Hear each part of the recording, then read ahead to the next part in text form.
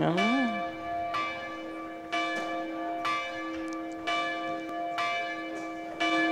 prayer was beautiful. Oh, thank you. We should have planned on singing Spirit of Love in English and in Spanish. Buenos días y bienvenidos. I am the Reverend Katie Romano Griffin, your assistant minister, and it is a beautiful, crisp day at Cedar Lane Unitarian Universalist Church, where we are a liberal religious community where love works, where we gather together to explore the eternal, to nurture community and build a more just world. Together we dare to embody the beloved community. Please know that whoever you are, wherever you're from, whomever you love, wherever you are on this life's journey, and whatever your gender identity, beliefs, or immigration status, you are welcome here. A special welcome to those joining our service online, whether in the moment or catching up with us later.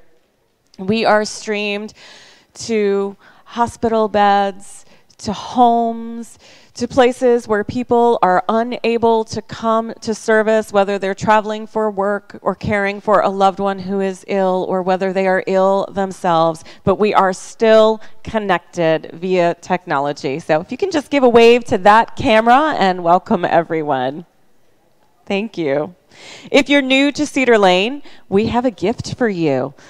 Please raise your hand and keep it raised if you're comfortable doing so that our ushers can find you.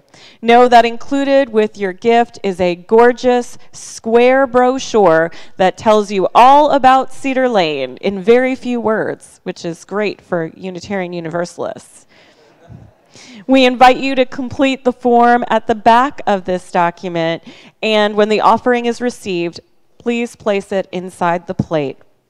As a liberal faith, what holds us together is our ability to connect deeply. Know that the greatest gift that you can give us visitors is your presence and the ability to stay connected. All are invited to stay after the service today for coffee and conversation. Visitors, members, and friends, know that if you choose to use a yellow mug, our friendly Cedar Laners are going to say, correct, because at Cedar Lane, yellow means? Yellow. That's right. I'd like to draw your attention to the announcement page in your order of celebration. This is a vital and engaged community. There are many ways to feed your spirit, to grow your sense of connection to community, and to lean in to dragging that moral arc of the universe towards justice. I'd just like to highlight a few of the items mentioned. Our lay pastoral visitors work closely with the ministers to support the pastoral ministry of our congregation. Betsy Binks, our pastoral visitor coordinator, will be at the Joys and Sorrows candles table after service. If you've been impacted by the shutdown, we're here to support you. Please see Reverend Abhi or I for support. I have a special announcement. Pedro Diaz, who has been, please rise, there you go. Pedro Diaz has been working with Cedar Lane for 28 years.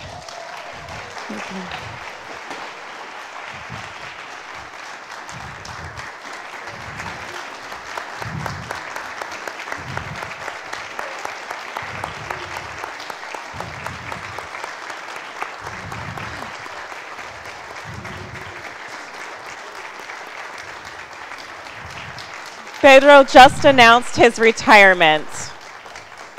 Pedro, gracias por todos. Thank you.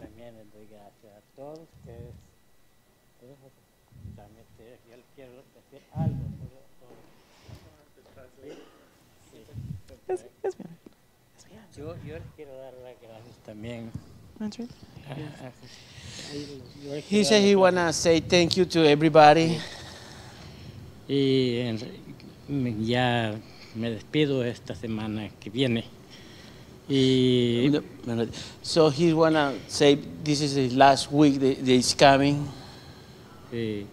Y me voy muy contento con todos ustedes, porque en serio, And he's living happy for everybody. Everybody was nice with him, and toda la gente que está aquí yo la conozco de años.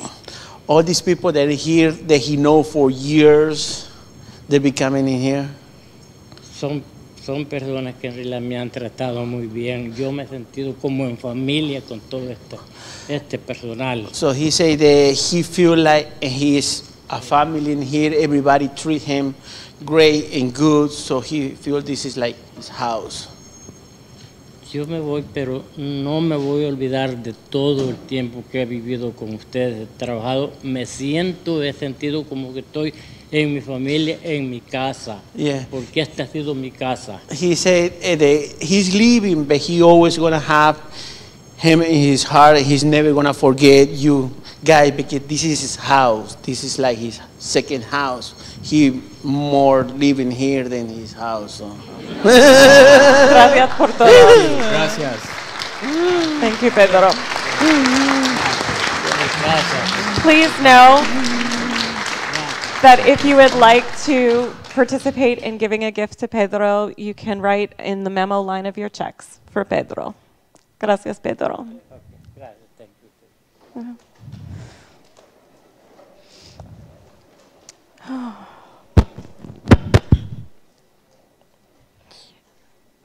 On February 1st at 2 p.m., we'll be holding a memorial for Mary Stewart. And next Sunday, right here, the Reverend Susan Frederick Gray, our Unitarian Universalist Association president, will be here to preach and kick off Generosity Sunday. So we hope that you'll be back with us next Sunday to hear Reverend Susan Frederick Gray. Now, keeping with the spirit of deepening your connection to this community, we invite you to turn and greet your neighbors.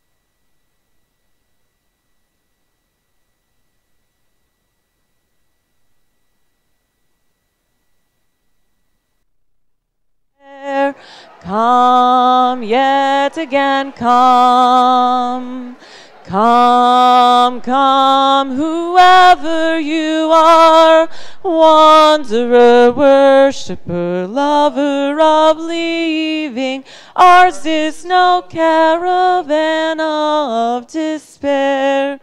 Come yet again, come. In the holy quiet of this hour, let us center ourselves with these words from Marianne Hackton Cotter. Welcome to this place of possibility. This is Love's Hearth, the home of hope, a sanctuary for minds in search of truth unfolding, ever beautiful, ever strange. Here, compassion is our shelter, freedom our protection from the storms of bigotry and hate. In this abode, may we find comfort and courage. Here, may our sight become vision, to see the unseen, to glimpse the good that is yet to be. Come, let us worship together by joining our voices and rising in body and or in spirit to sing, I've Got Peace Like a River. The lyrics are on screen. And you may remain risen after the song. Or will.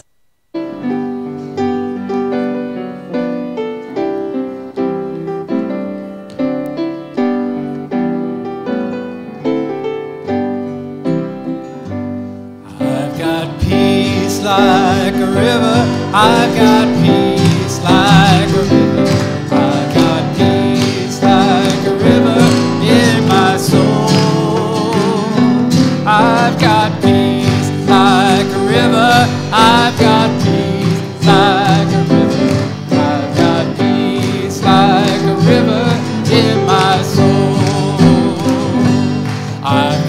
joy like a fountain. I've got joy like a fountain.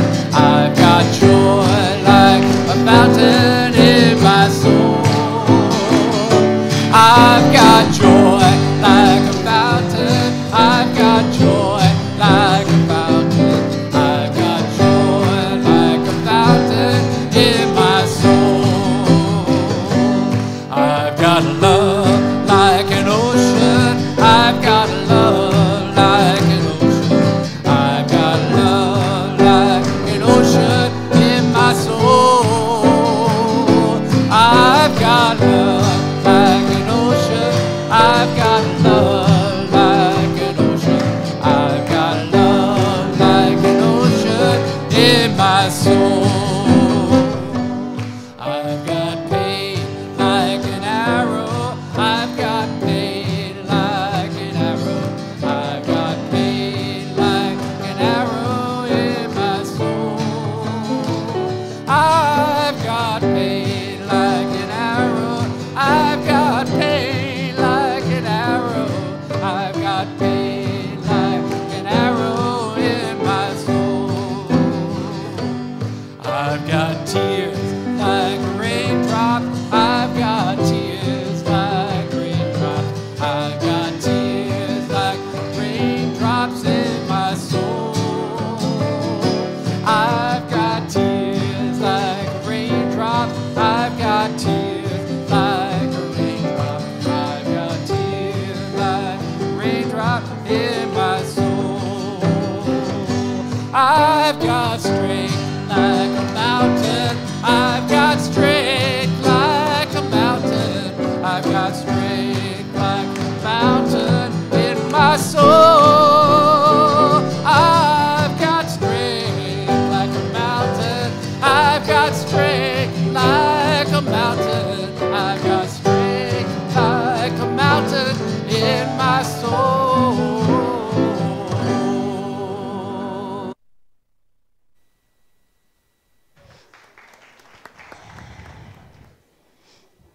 As Bob and Ginger Essink come forward to light our chalice, symbol of our free faith, please stay risen to speak in unison the chalice lighting words printed in your order of celebration. We seek our place in the world and the answers to our heart's deep questions. As we seek, may our hearts be open to unexpected answers.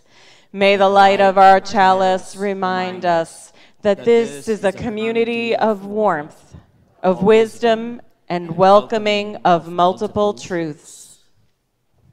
Please be seated.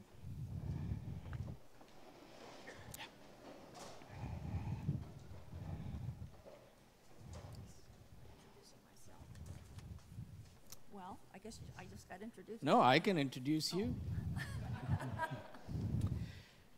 We've been sharing some time in our services since the new year, affirmations from members to reflect on a couple of questions. What is it that brought me to Unitarian Universalism and to Cedar Lane? What is it that keeps me engaged in Unitarian Universalism and at Cedar Lane? To address those questions, let us welcome Ginger Essink. Thank you. I've been a member here for about a year and a half, together with Bob. And prior to that, I was a member for 25 years or so at a Presbyterian church across town here. We went there just as soon as we moved here. I had grown up Presbyterian, and I thought I was Presbyterian. But in fact, does that work? Okay. But in fact, I had been baptized in a congregational church, and my mother raised me with values that were, unbeknownst to me, basically Unitarian. So I thought that grace was freely available to everybody. You just had to show up and pay attention. That's right. But, so anyway, with that background, my first joining of a Presbyterian church as an adult, I literally cried, to learn that this love, this grace, was somehow conditional on what I believed. When we were in Bethesda, we continued at that church because we had friends there. We didn't know about UU at that time. And when I went to the services, I just translated whatever was being said into what I understood myself. And then in 2013, the last 3 of our parents died, one a year, long, protracted, exhausting ends. And after that, I did not have the energy to go to church and translate. I just couldn't do it. And the music, it was old and traditional and dirge-like. At least to me. Some people really liked it, but. So then when Christmas arrived in 2016, I kind of wanted to go to church again. Not that church, but church. So 2 of our friends had left that church and joined UU congregations. So we went home and we looked up what it was anyway. What is universal Unitarianism or we got it all mixed up, but we read. Yeah, does that why? But we liked what we read and we decided to try a few. So when we chose to come here first, and this is the first Sunday right before Christmas, and Reverend Abhi preached about whether Jesus was God. I'd never heard this in my other church. And he spoke really articulately about what biblical scholars thought about the historical Jesus. And he spoke passionately about what really mattered. That was just amazing.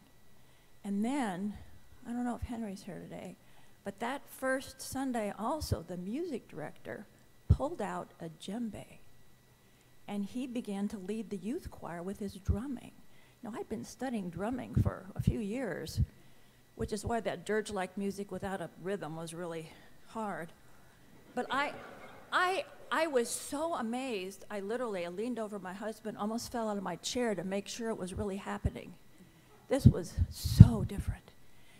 And then at the end of the service, Reverend Abhi said, he closed it by saying, "Live gently, love mightily, and bow to the mystery." I have to tell you right then and there, my heart it overflowed, and I felt like I'd come home to a home I didn't know I had. Mm. We never tried another church. So, this is New Member Sunday. You'll probably relate to this too.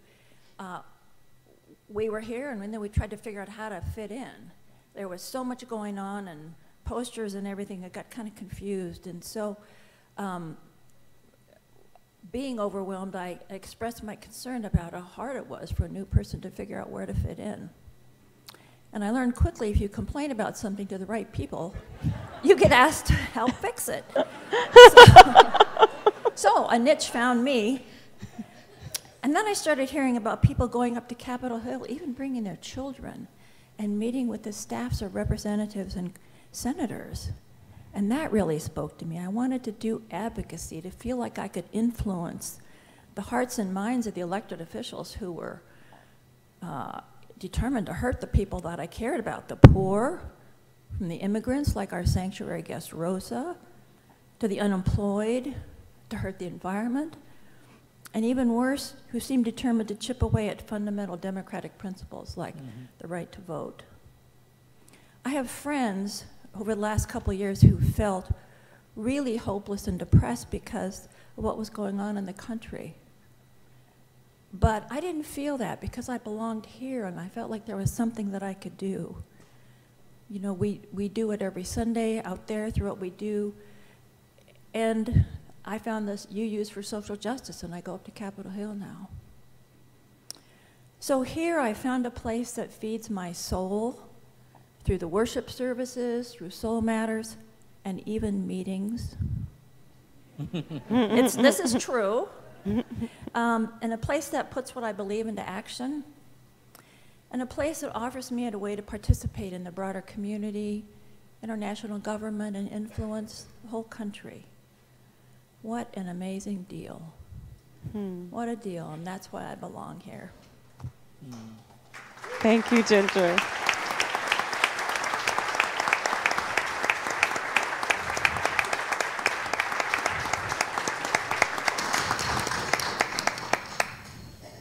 Wow, well said.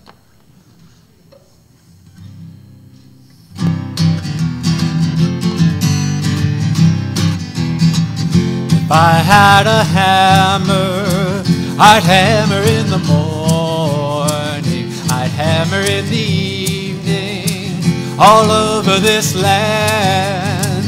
I'd hammer out danger, I'd hammer out warning, I'd hammer out love between my brothers and my sisters, all over this land. If I had a bell, I'd ring it in the morning, I'd ring it in the evening, all over this land.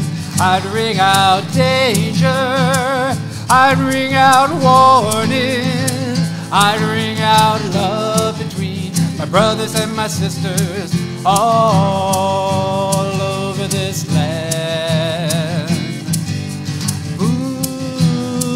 If I had a song, I'd sing it in the morning, I'd sing it in the evening, all over this land. I'd sing out danger, I'd sing out warning, I'd sing out love between my brothers and my sisters, all over this land.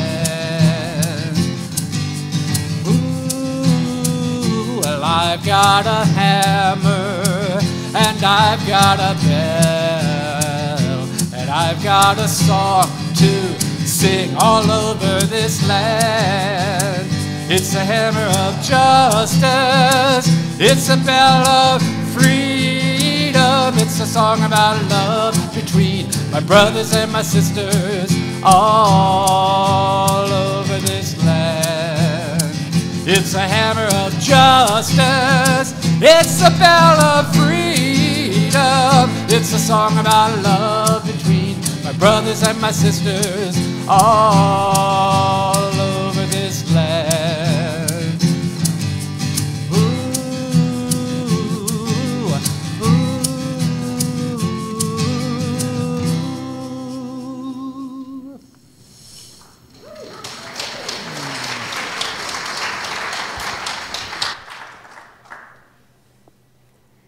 We gather each week, not for our needs alone, but to bear witness to our joys and our triumphs, our sorrows and our disappointments. In this circle of care, we come together as companions on life's journey. When I hold up my arms, I invite you to say, we hold you in our hearts.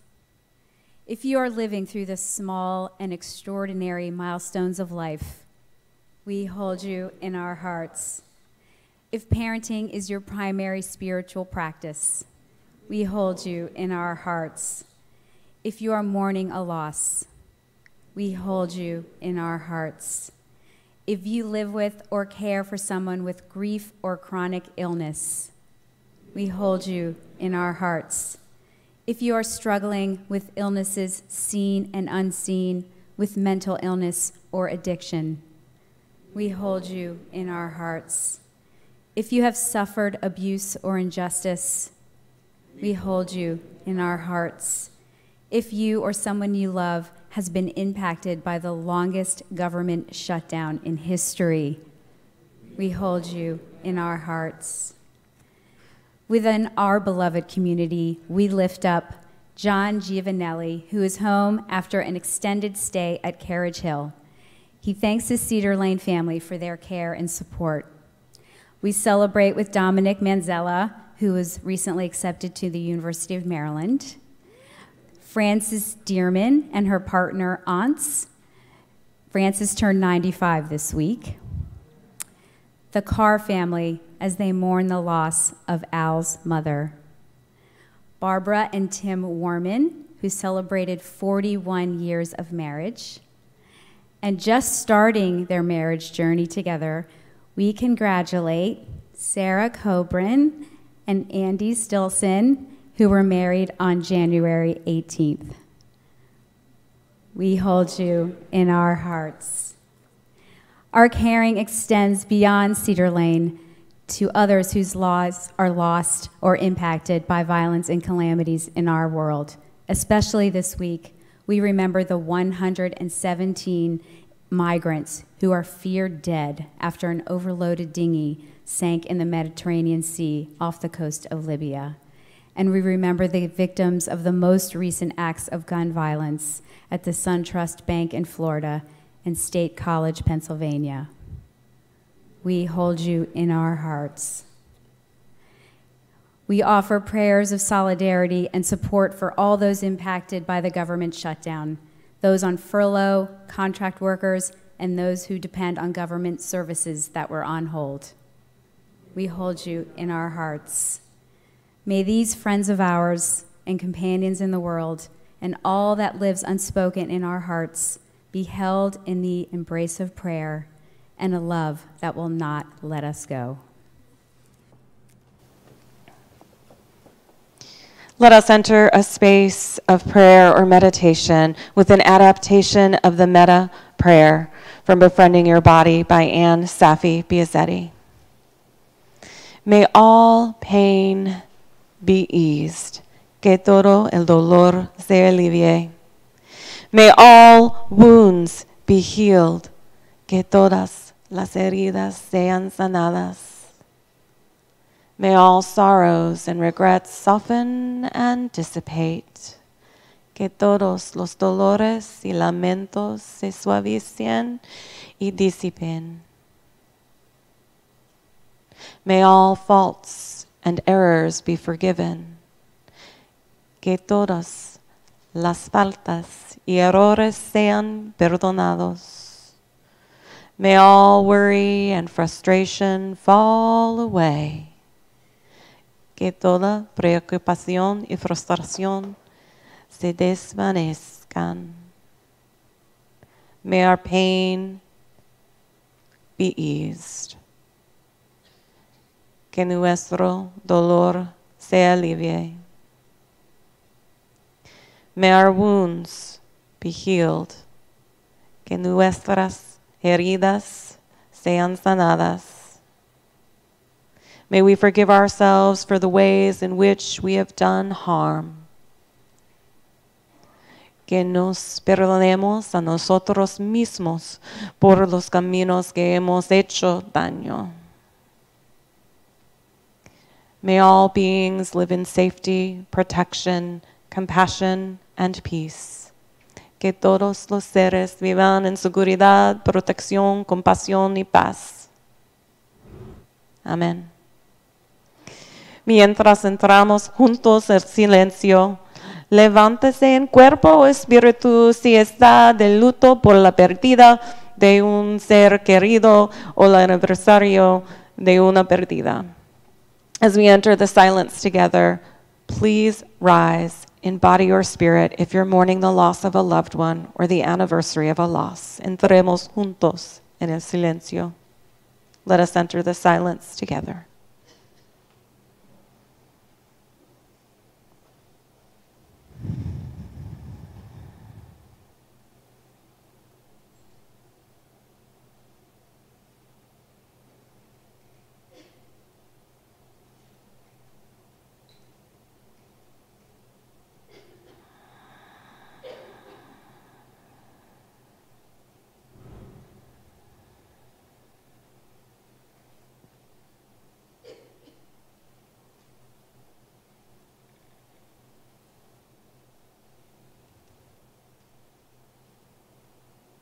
Amen. Blessed be.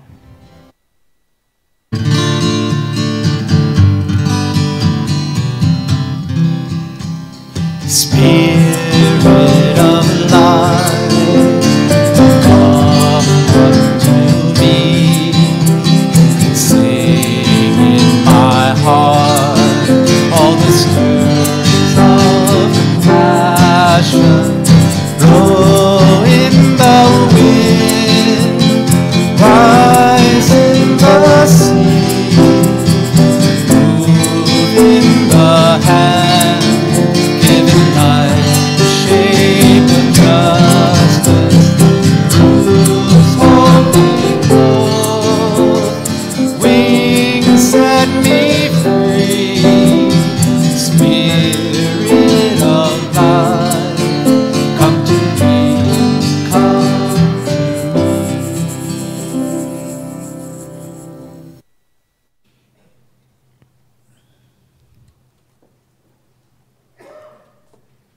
We gather here this morning to welcome and honor the newest members to join this congregation over the course of its now 67-year history. We gather as an expression of our mutual quest toward personal and religious fulfillment. We gather secure in the knowledge that the truths we seek are not constrained by any dogma or doctrine. We recognize that each one of us is here known only to the individual heart, and yet we come together in common fellowship to affect and sustain an atmosphere of mutual support and impelled to serve a life larger than our own. Here we do not ask you believe unquestioningly that which is espoused by another's conscious convictions. We ask only that you follow faithfully that which your consciousness and conscience dictates, mindful that in your searching you will encounter other truths, other convictions, and other faiths. Here you'll be embraced as a member of a common family of seekers, all of those past and present who have dedicated themselves to nurturing action and compassion, sympathetic to a common vision that no one person is an island unto themselves, but that we are all members of a larger family of life.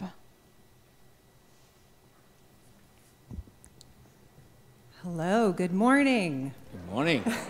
I'm Sarah Davidson. I'm your Director of Communications and Membership Engagement, and I'm happy to welcome some of our newest members to join me on stage. As I call your name, please join me. Tim Atkins. You may know this guy. He's the Director of Religious Education. You should know that, but just in case. Michael Benson. Welcome. Beverly Catron and Doug Hardy.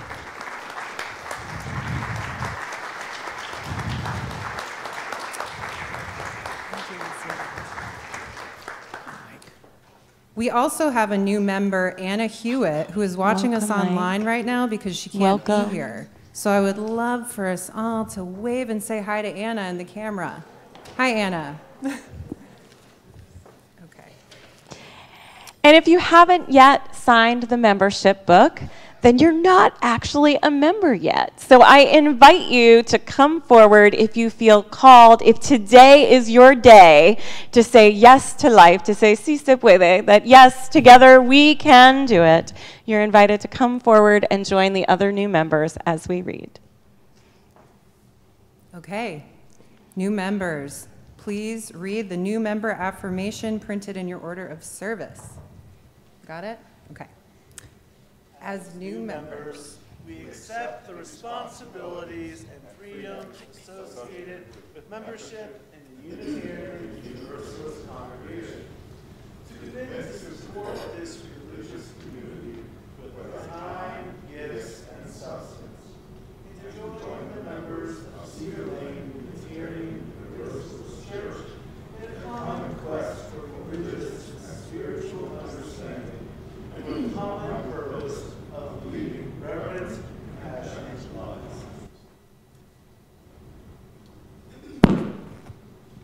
Hello, I'm Peggy Jackson, President-elect of the Board of Trustees, and on behalf of the board, I welcome you. Will the congregation please rise in body or spirit and share the congregational affirmation printed in your order of celebration?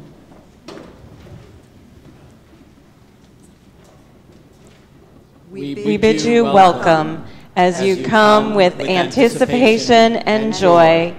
We hope that you will find here room to grow and flourish in mind, body, and spirit. We accept you into our community as companions in the spiritual journey. We pledge to rejoice with you in times of happiness, to grieve with you in times of sorrow, and to share with you all of the blessings of our free faith. As you cross this spiritual threshold into the deeper life of our congregation and journey together on this journey that is filled with so much promise and also some peril, Let these words from our Unitarian forebear, Theodore Parker, serve as our guidepost. Let us share together. Be ours a religion, which like sunshine goes everywhere. Its temple, all space. Its shrine, the good heart. Its creed, all truth. Its ritual, works of love. Its profession of faith, divine living. Let us offer our newest members a warm Cedar Lane welcome.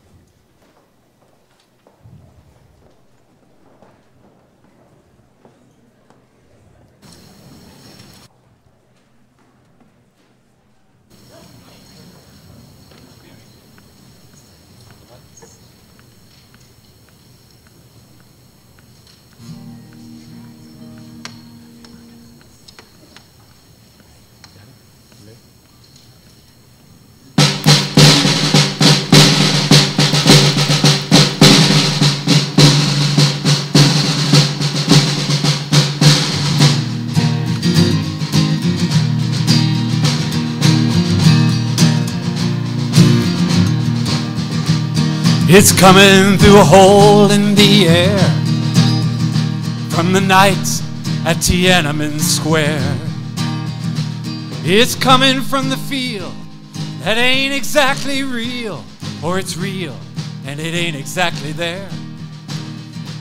From the wars against disorder, from the sirens night and day, from the fires of the homeless to the ashes of the gay, democracy is coming to the USA.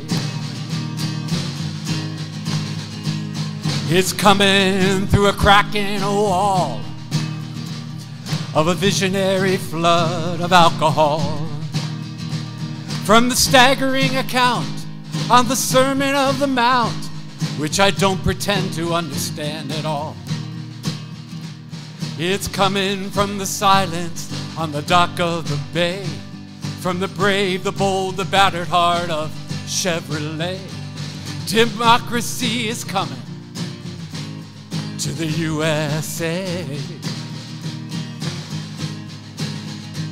It's coming from the sorrow in the street, the holy places where the races meet.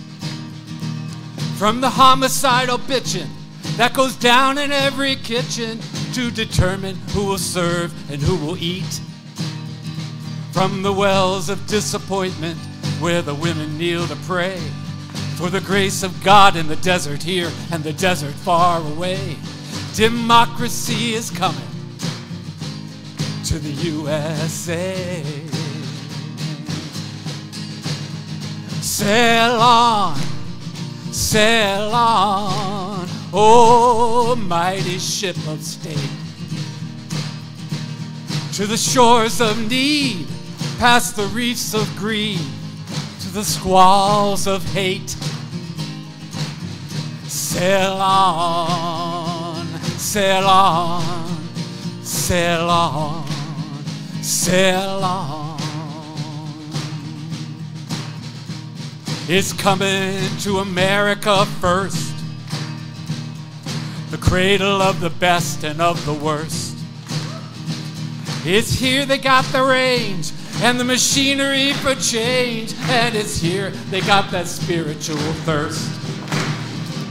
It's here the family's broken, and it's here the lonely say that the heart has got to open in a fundamental way. Democracy is coming to the USA.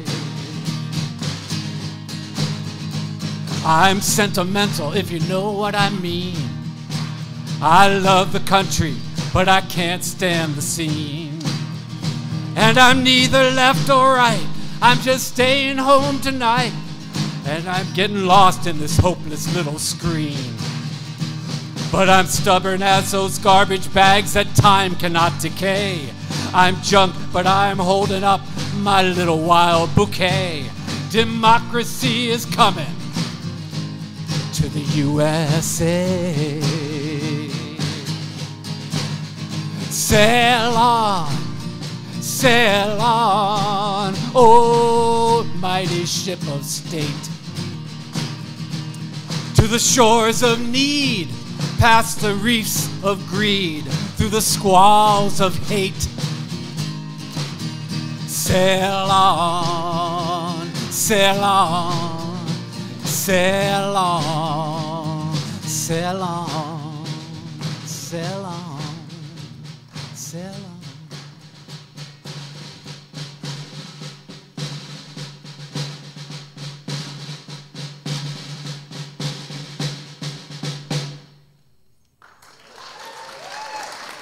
Thank you. Chris Morrow.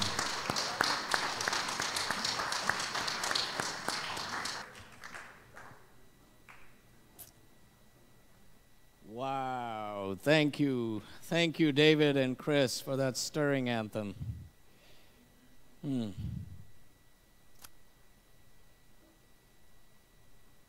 At the 2016 General Assembly, which is the annual gathering of Unitarian Universalists that happened in Columbus, Ohio, the delegates selected the corruption of our democracy as the current four-year Congregational Study Action Issue, CSAI, for the years 2016 to 2020. If you're interested in reviewing the draft CSAI, we have copies available at the back of the sanctuary that you're welcome to pick up after the service. Now, this particular study action issue challenges us, Unitarian Universalists, to reconsider how we understand, participate, and engage in democratic living, and calls us as a faith community to promote a societal ethos that affirms dignity for all, that takes responsibility for the human role in ecological devastation, and an openness to rethink our use of political power and production of wealth.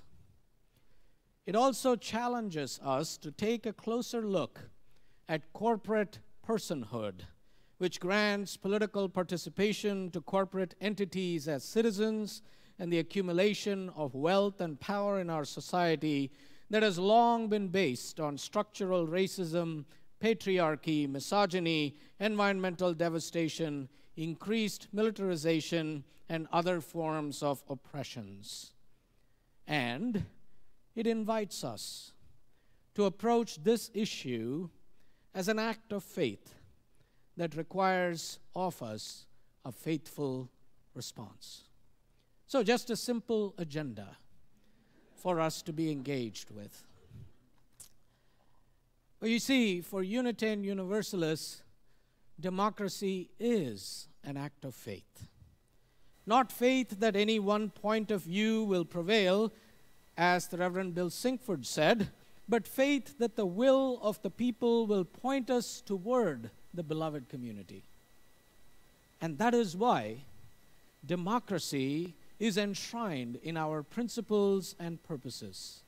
In our fifth principle that calls us to affirm and promote the right of conscience and the use of the democratic process in our congregations and in society at large. Now, while at first glance, the fifth principle might represent our commitment to the one voice, one vote principle that lies at the heart of any democratic institution, at a deeper spiritual level, it is grounded in a foundational idea that undergirds not just our faith tradition, but our society as a whole. Our commitment to the use of the democratic process in our congregations and in society at large is based on the fervently held belief that we are all created equal. And as Unitarian Universalists, we promote this understanding through our first principle, the inherent worth and dignity, and may I say, divinity of every person. Thus, our fifth principle is the means by which we seek to live out our first principle. And our covenantal commitment to the democratic process is also linked to an important individual right, as stated in the first part of the fifth principle, the right of conscience.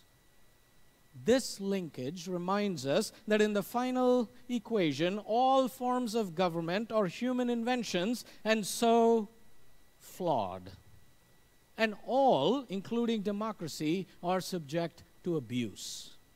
And without a firm commitment to the right of every individual to the freedom of thought and expression, democracy could degenerate into, as Jefferson warned in his inaugural address, the tyranny of the majority.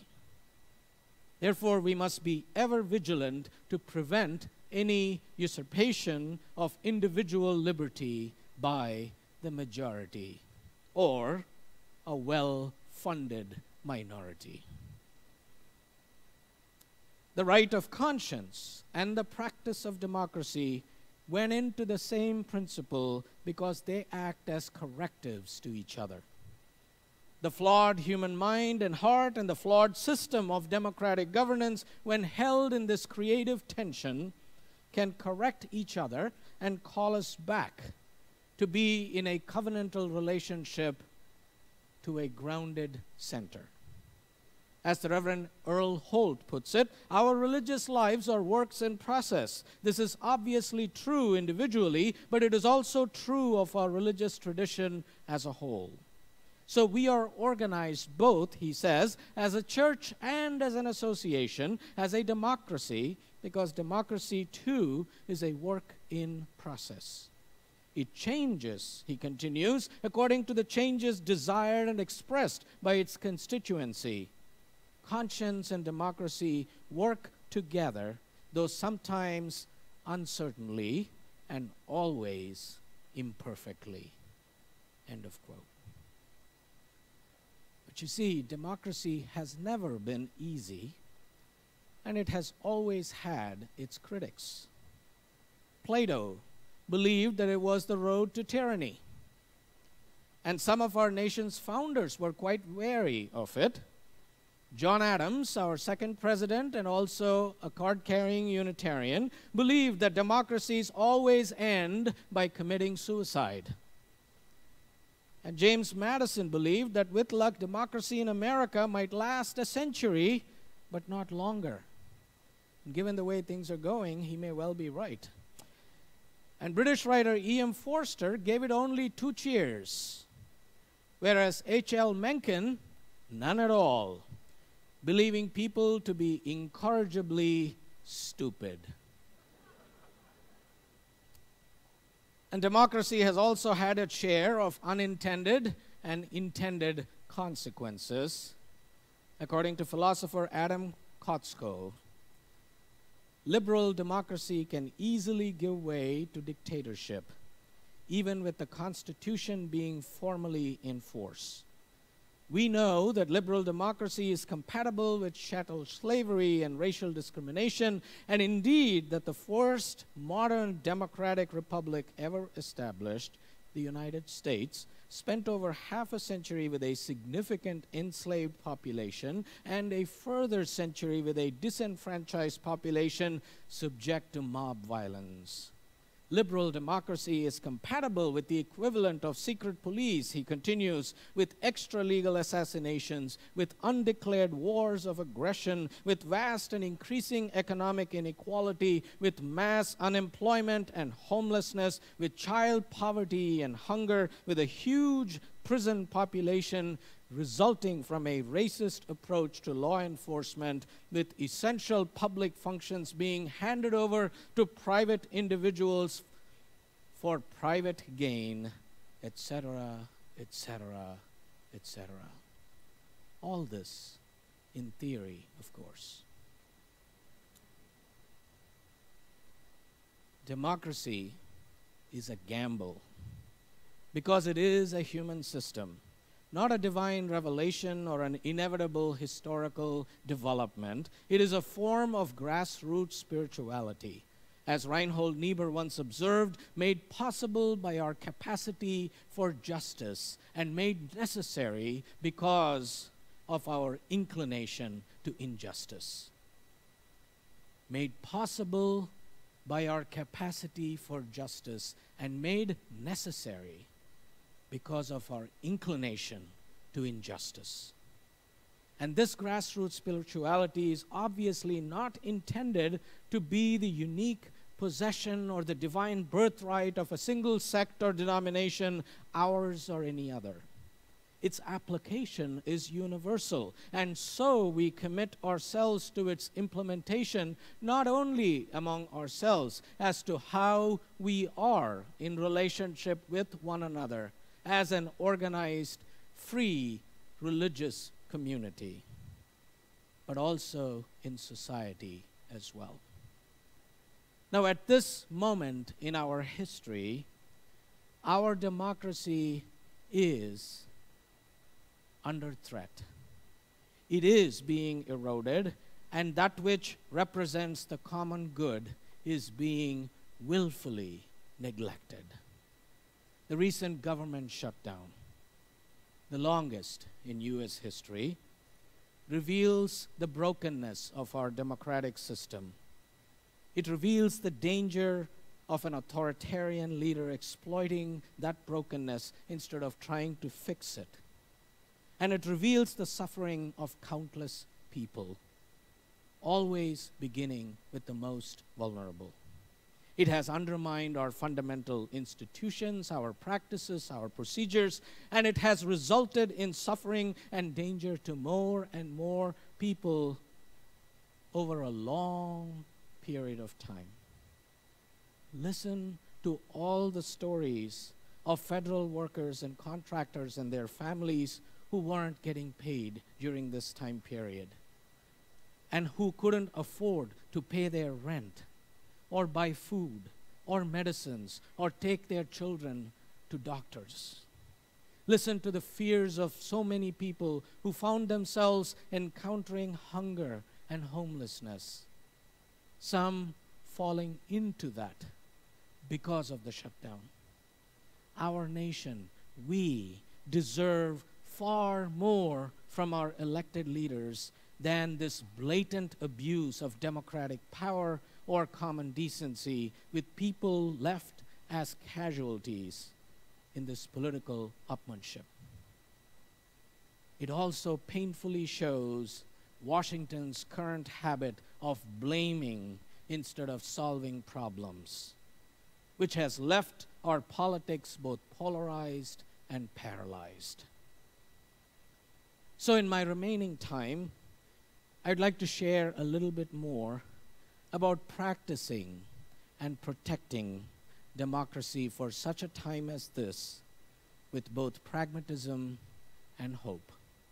Because pragmatism is, after all, how things work, working things out, to figuring out what works. So what might work to make our society more democratic? Well, here are a few thoughts from experts. Number one, advocate for policies and politicians that support greater economic and social equality. The huge, obscene wealth gap in our country, in which the educated, the wealthy, and the well-connected have a vastly disproportionate role in our political process, is one of the greatest threats to our democracy. Number two, make Election Day a national holiday. Come on. Even India has it. I mean, seriously. India has had it since independence. And just in the last election, 700 million people were able to exercise their franchise. And they did it beautifully, to quote our president, who likes to use those kinds of words, right? It's beautiful. It's fantastic. It was tremendous. Why can't we do it? Senator Bernie Sanders, bless his heart, has been trying proposing a bill to designate Democracy Day as a national election holiday to make it easier for Americans to vote. Not to minimize the importance of campaign finance reform and public funding for elections, but making Election Day a holiday makes it available for all who are eligible to vote to exercise that. And that is an important step forward. Number 3, having a multi-party system. This two-party system doesn't work. And it's not just about whether you're Democrat or Republican. It looks like they're all cut from the same cloth. We need alternatives. And when you look at the history of our country, social change came in large part due to third parties. Check it out. Number 4, improve and expand civic instruction in our nation's schools. Studies have shown that tragically, civic instruction is not emphasized in most schools today. It's a case in point. When my older son Abhi was in elementary school in Florida, he had civics instruction. But 4 years later, by the time his younger brother showed up in the same school, it had been eliminated. That's just one example of how poorly we are educating our younger generation to understand their civic duties. Now, I could also list many more examples as to what we could be doing, like passing a constitutional amendment to overturn Citizens United. Right? Yeah. Or getting rid of that racist electoral college. Or creating a constitutional right to vote. Why not? After all, we are the shining beacon in the world, right? Let's make that a constitutional right. But the point is not only dreaming about these kinds of changes, but also turning our dreams into deeds. And on turning our dreams into reality leads me to want to talk about hope for a bit. Because you see, hope has always played a part in the liberal religious tradition. It's been a core aspect of liberal religion. Early Universalists, for example, offered a doctrinal basis for human hope. Their belief in universal salvation was a wonderful theological counterpoint to the Calvinist idea of eternal damnation. And on the social level, religious liberals have always had deep faith in the possibilities of human fulfillment and social progress, onward and upward forever, as James Freeman Clarke once proclaimed. But the hope I am referring to is quite different from this liberal tendency to be overly optimistic, Panglossian, if you will, or to swing the other way to despair. It is instead a resilient hope that challenges us to take a long-term view. A long-term view, you see, is essential if our prophetic practice is to be effective. We must be willing to participate in the struggle for justice if we cannot define all the terms of our involvement and cannot control the outcome. Unitarian Universalist ethicist and Meadville Lombard Professor Sharon Welch suggests that we should measure our involvement as much by the possibilities it creates as by its immediate results. In other words, she's saying responsible prophetic practice means changing what we can and must in the present while also creating future conditions of possibility for further changes that others can carry forward.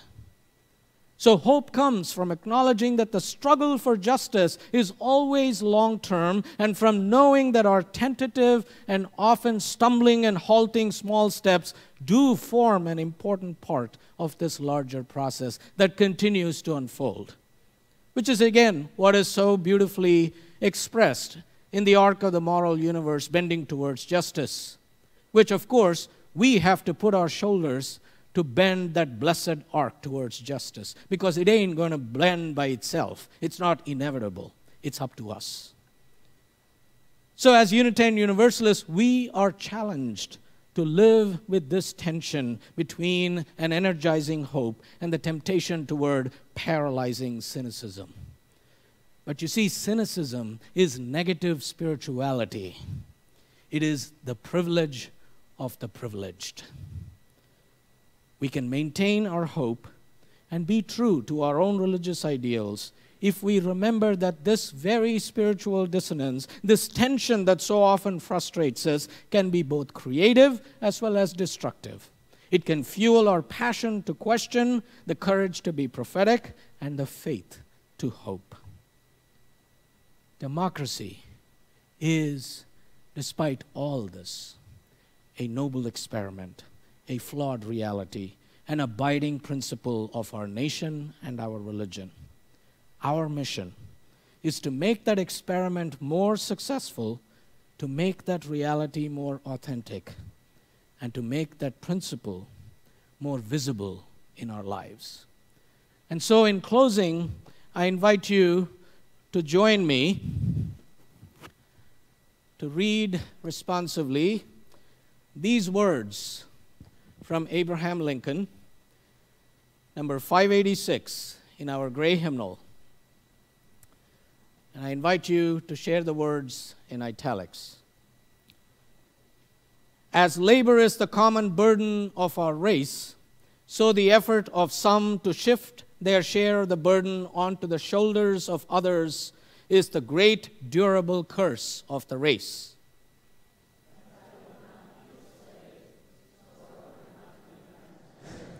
This expresses my idea of democracy.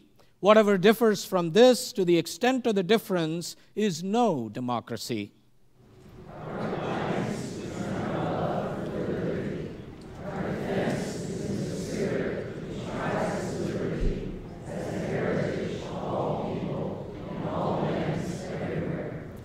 Destroy the spirit, and we have planted the seeds of despotism at our own doors. Those who deny freedom to others deserve it not for themselves and cannot long retain it. Why should there not be a patient confidence in the ultimate justice of the people? Is there any better or equal hope in the world? Let us have faith that the right King's might, and in that faith let us to the end dare to do our duty as we understand it. May it be so.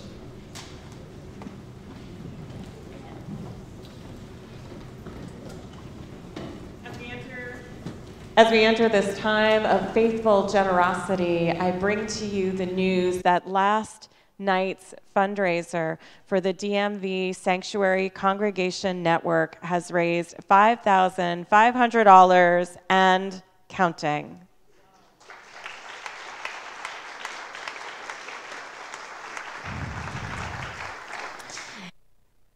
To you, incredibly generous people, that there is more work to do.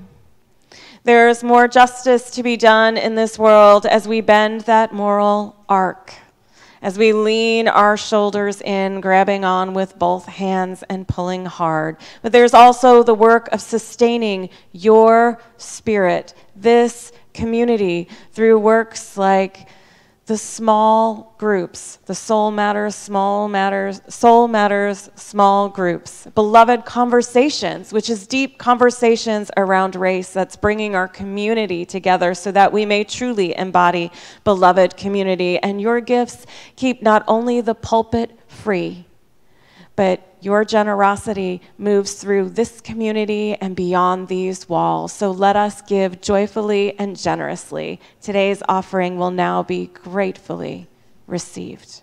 Thank you.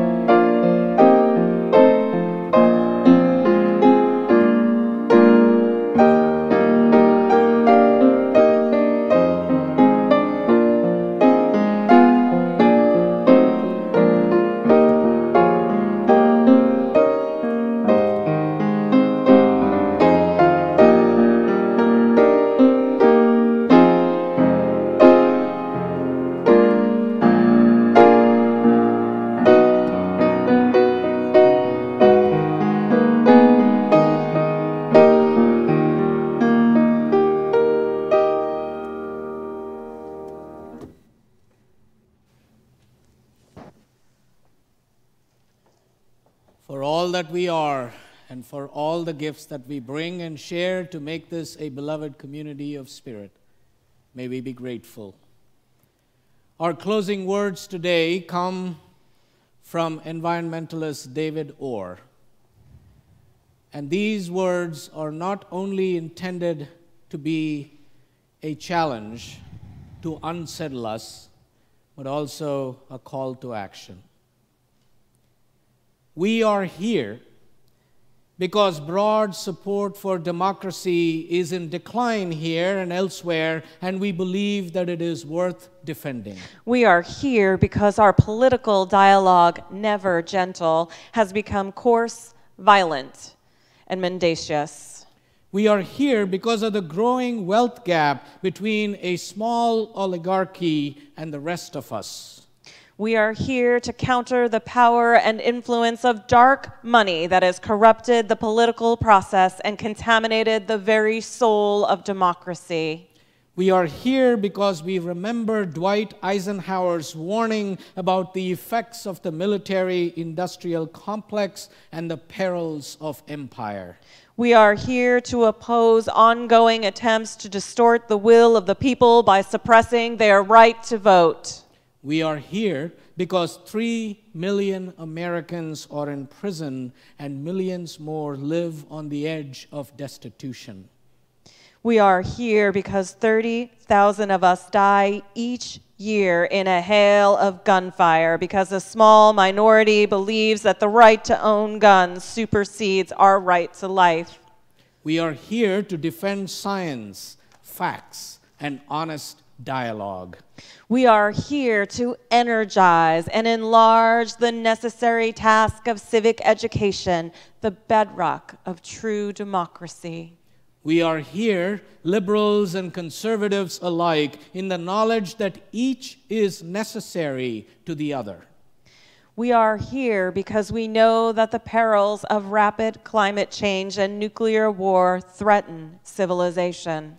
We are here in particular because the mandate of our history, our heritage, and our commitment to human dignity calls on us to join the effort to preserve and extend democracy and take on the responsibilities that go with that privilege. We are here to affirm the great truth that out of many differences, we are one people. And we are here to begin work to repair and strengthen democratic institutions, procedures, and habits of heart. This is our great work, the work of patriots in the highest sense. And to that work, let us say, Amen. Amen. And the people really mean it when they say, Amen. Amen. That's right. Please rise in body and or in spirit to join David Meredith to sing, This Land is Your Land.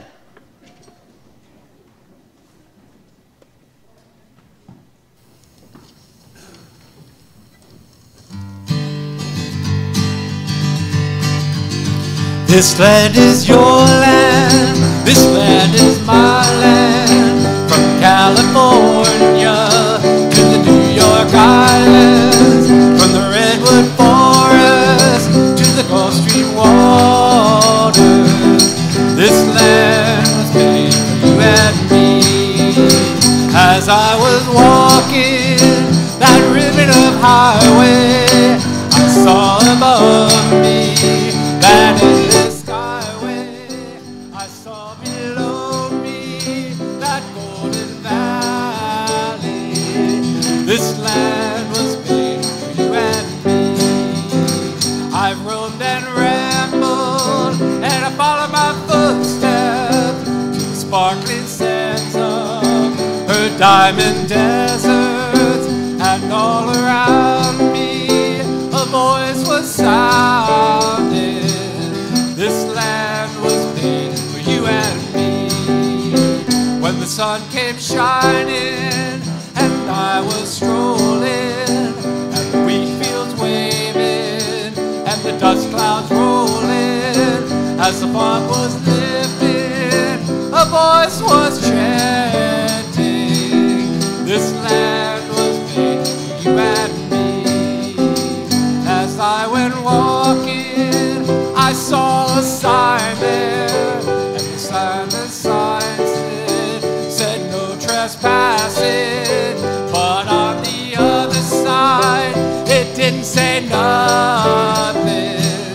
That side was made for you and me. In the shadow of the steeple, I saw my people. By the relief office, I see my people. As they stood there hungry, I stood there